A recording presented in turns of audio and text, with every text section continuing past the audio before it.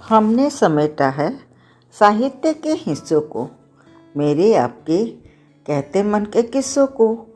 मैं हूँ मीरा वर्मा और आपको सुना रही हूँ लोक आस्था का पर्व महापर्व छठ, जिसकी लेखिका हैं मंजू यादव किरण। छठ पूजा हमारे बिहार में एवं अन्य प्रदेशों में भी इसे बड़े धूमधाम और आस्था के साथ मनाते हैं। और इस पर्व में न कोई अमीर होता है न गरीब, सभी एक ही तरह से पूजा करते हैं। ये पर्व हमारे लिए बहुत ही पवित्र और आस्था का पर्व है। मैं अपनी बेटी के घर गई हुई थी। वहाँ मेरी बेटी के बेटे यानी नाती का जन्मदिन था। एक दिन मेरी बेटी की सास मुझसे कहने लगी, बहन जी, आपका पोता कितने साल का हो गया है? मैंने कहा 3 साल का हो गया है, चौथे में चल रहा है। वे बोली, फिर तो ठीक है।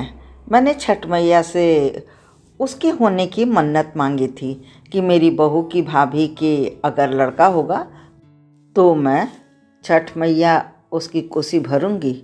मैंने अपनी बेटी की सास की बात सुन तो ली, पर इतना ध्यान नहीं दिया, क्योंकि हमारे इधर छठ का त्यौहार नहीं होता है।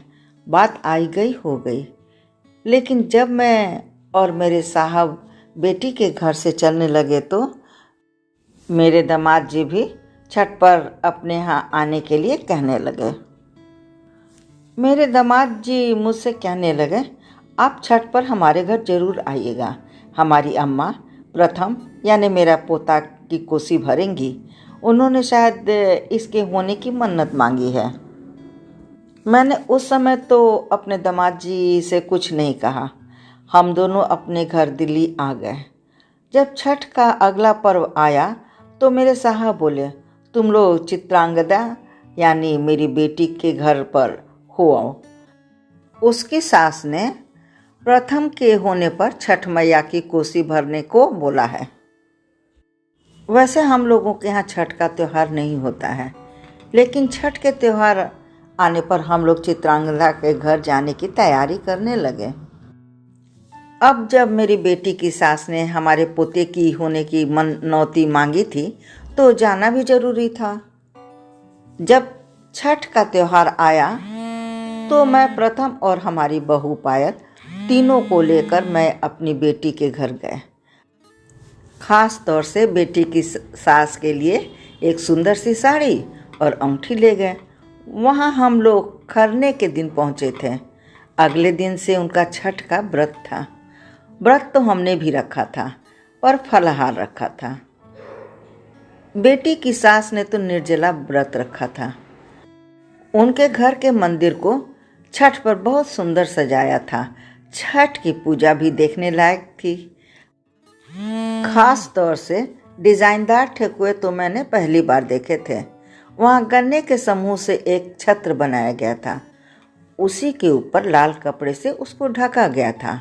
वहीं बेटी की सास ने हमारी बहू की कोसी भरी। ये सब हमने पहली बार देखा था।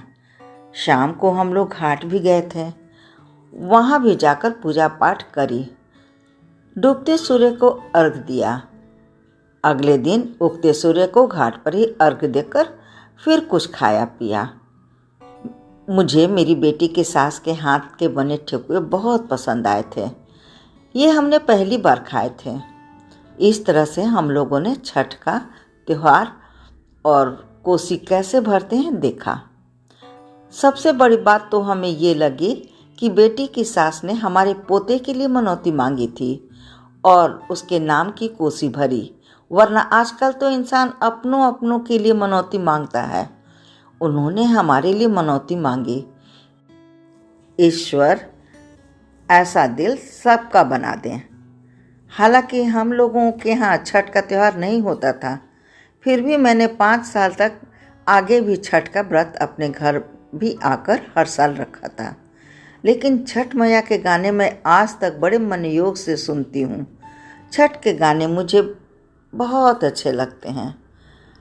छठ पूजा भगवान सूर्य और छठ मैया को समर्पित है। छठ पूजा में 4 दिनों के दौरान महिलाएं अपनी संतान की सलामती और परिवार की खुशहाली के लिए व्रत करती हैं। हम तो से पूछी बरतिया है बरतिया ये केकरा लागी, ये करेलू छठ बरतिया केकरा लागी, ये करेलू छठ बरतिया केकरा लागी। ये कहानी बस इतनी ही। अगर आपको ये कहानी पसंद आई हो तो आप इस चैनल को लाइक, शेयर और सब्सक्राइब करना न भूलें। धन्यवाद।